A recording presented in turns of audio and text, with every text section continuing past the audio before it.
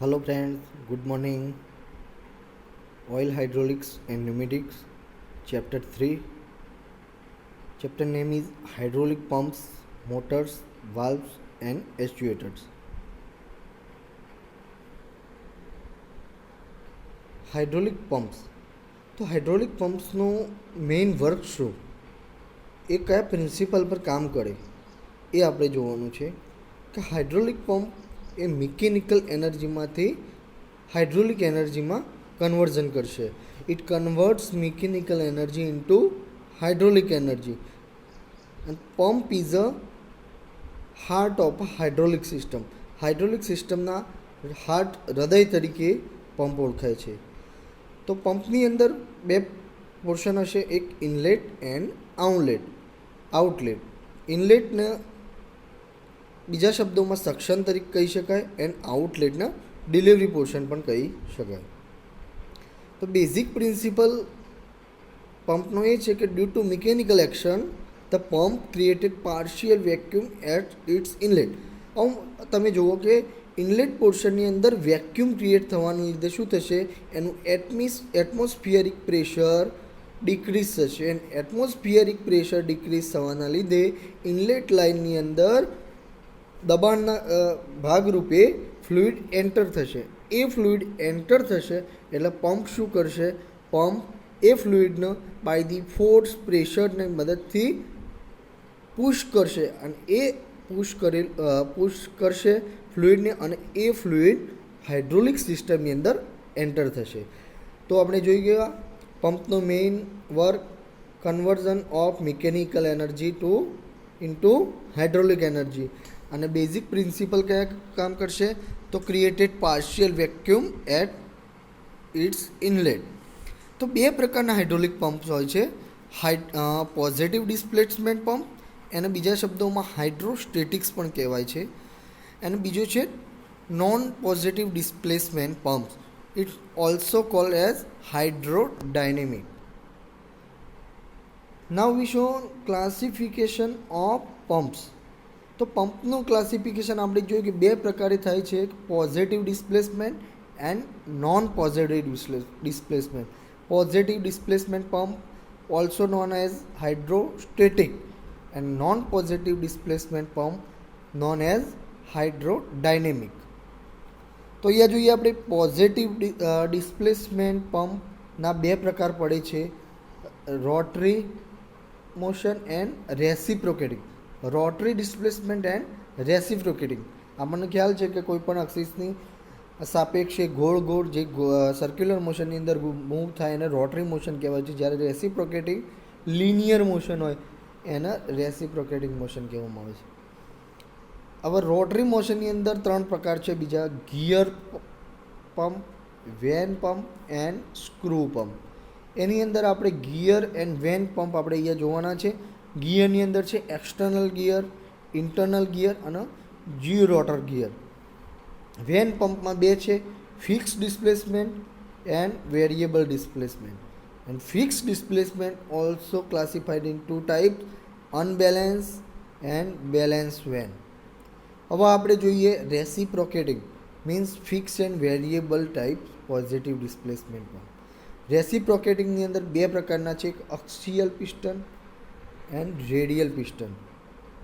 અક્ષિયલ next classify in two types, inline and bent axis. And inline છે એ ફરી ત્રણ પ્રકારે ક્લાસિફાઈડ થાય છે, variable plate, inclinable swash plate and cam અથવા crankshaft driven piston pumps. And radial piston pumps classified in two types, stationary cylinder block and rotating cylinder block. હવે જ્યારે પોઝિટિવ ડિસ્પ્લેસમેન્ટનું આપણે ક્લાસિફિકેશન જોઈ લીધું, હવે જોઈએ non positive displacement means rotodynamic અથવા hydrodynamic pump. એના ત્રણ પ્રકાર છે, centrifugal, axial flow and radial flow. આ ક્લાસિફિકેશન તમારે ખાસ યાદ રાખવાનું છે, એક્ઝામની અંદર ઘણી વખત આ ક્વેશ્ચન પૂછાઈ ગયેલ છે, ક્લાસિફિકેશન ઓફ હાઇડ્રોલિક પમ્પ્સ. હવે આપણે સ્ટાર્ટ કરીએ ગિયર પમ્પ્સ. તો આપણને એના નામ ઉપરથી ખબર પડે કે આ પંપની અંદર ક્યાંક ને ક્યાંક ગિયરનો ઉપયોગ થતો હશે. ગિયર એ પોઝિટિવ ડિસ્પ્લેસમેન્ટ પંપનો એક પ્રકાર છે. Gear pump is a robust and simple. તો ગિયર પંપની અંદર બે પ્રકારના મેશ ગિયર હોય છે, which is revolving about their respective axis. આ બંને બે મેશ ગિયર છે એકબીજાની અક્સિસની સાપેક્ષે ભ્રમણ કરતા હોય છે, રિવોલ્વ થતા હોય છે. એન્ડ ગિયર એ પંપના ફરતા gears are the only moving parts in pump. Gear એ પંપનો એકમાત્ર ફરતો કોમ્પોનન્ટ છે. They are compact, relatively inexpensive and have few moving part. The rigid design of the gears and houses allow for very high pressure and ability to pump highly viscous fluid. Means કે gear પંપની design એનું houses એ high pressure અને highly viscous ફ્લુઇડને એલાવ કરે છે. તો અહીંયા આપણે જોઈએ બે પ્રકારના ગિયર પંપ છે, external gear pump and internal gear pump. આપણે આ ફિગર જોઈએ છે કે external gear pump. External gear પંપની અંદર આપણે એનું નામ છે એક્સટર્નલ, એટલે બહારની. આપણને ખ્યાલ આવે છે એક્સટર્નલનો મતલબ થાય બહારથી. તો આ ગિયરની બહારની આઉટસાઇડ પેરીફેરી, બહારના પરિઘ ઉપર એની ટીથ આવેલી હોય છે. એ ટીથ બંને ગિયર સાથે એકબીજા જોડે મેશિંગ હોય છે અને એ એકબીજા જોડે મેશિંગ હોય છે. આ બે ગિયરની અંદર એક ગિયર ડ્રાઇવિંગ ગિયર હોય છે અને એક ડ્રીવન ગિયર હોય છે. ડ્રાઇવિંગ ગિયર એ પ્રાઇમ મૂવર જોડે કનેક્ટેડ હોય છે, કે જે પ્રાઇમ મૂવર જોડે કનેક્ટેડ હોવાના લીધે એ ફરતો હોય છે અને આ ફેરવે છે. તો આપણે અહીંયા જોઈએ જે વાત કરી મેં, બે પ્રકારના ગિયર હોય છે, ડ્રાઇવિંગ એન્ડ ડ્રીવન. અને ગિયર રોટેટ થવાના લીધે એટમોસ્ફિયરિક પ્રેશર ડ્રોપ થશે. એટમોસ્ફિયરિક પ્રેશર ડ્રોપ થવાના લીધે વેક્યુમ ક્રિએટ થશે અને વેક્યુમ ક્રિએટ થશે એટલે ફ્લુઇડ ઇનસાઇડ પોર્શનની અંદર આવશે. And fluid is trap between housing and rotating teeth of the gear. એની એપ્લિકેશન આપણે જોઈએ તો various fuel oils and lube oils, chemical additive and polymer metering, chemical mixing and blending. બ્લેન્ડિંગનો મતલબ શું થાય તો બે અથવા બેથી વધુ પ્રકારના કેમિકલ અથવા ફ્લુઇડ મિક્સ કરવાની પ્રોસેસ હોય એને બ્લેન્ડિંગ કહેવાય. જુદી જુદી માત્રામાં એને મિક્સ કરવું. એના પછી છે industrial and mobile hydraulic applications, means કે લિફ્ટ્સ, લોક સ્પ્લિટર્સ.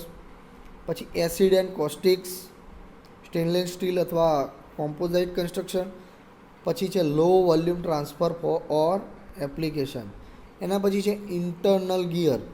જ્યાં આપણે આગળ જોયું એક્સટર્નલની અંદર બે જુદા જુદા પ્રકારના ગિયર હતા, અહીંયા ઇન્ટરનલની અંદર એક બિગ ગિયર અને એક સ્મોલ ગિયર હશે, જેની અંદર બિગ ગિયરને ક્રેસ્કેન્ટ સીલ, બિગ ગિયર એ સ્મોલ ગિયર સાથે ક્રેસ્કેન્ટ સીલથી જોડાયેલો છે. સ્મોલ ગિયરને આઇડલર ગિયર કહેવામાં આવે છે. બરાબર. હવે આપણે જોઈએ એના ફિગર પરથી એનું વર્કિંગ સમજીએ. તો આ જે લાર્જર ગિયર છે એ આઇડલર ગિયર સાથે કનેક્ટ થશે ક્રેસ્કેન્ટ સીલ્સથી. હવે આ બંનેના ટીથ એકબીજા જોડે મેશ હશે. આ બંને એકબીજાના ટીથ મેશ હશે એટલે રોટર, બિગ ગિયરને રોટર પણ કહેવામાં આવે છે, આને સ્મોલરને આઇડલર કહેવામાં આવે છે. તો રોટર રોટેટ થવાના હિસાબે આઇડલર પણ રોટેટ થશે અને ફ્લુઇડ એન્ટર થશે. Liquid enters the suction port between the rotor and idler teeth. Larger exterior gear and smaller interior ગિયરની વચ્ચેના જો પોર્શન હશે એની અંદર સક્શનના લીધે ફ્લુઇડ એન્ટર થશે. આ હતું ઇન્ટરનલ ગિયરનું વર્ક. અને એના પછી એપ્લિકેશન આપણે જોઈએ.